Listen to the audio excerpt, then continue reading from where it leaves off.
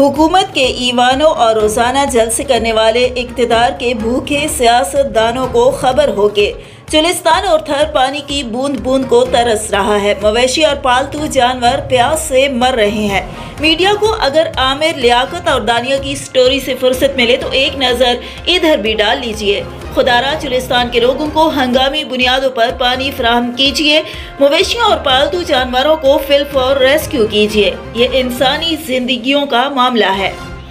जी नाज़रीन, हुकूमत के ईवानों और रोज़ाना जलसे करने वाले इक़्तिदार के भूखे सियासतदानों को खबर हो के चुलिस्तान और थर पानी की बूंद बूंद को तरस रहा है।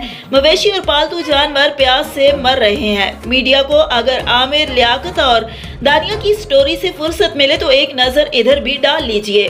खुदारा चुलिस्तान के लोगों को हंगामी बुनियादों पर पानी फराहम कीजिए। मवेशियों और पालतू जानवरों को फिलफौर रेस्क्यू कीजिए।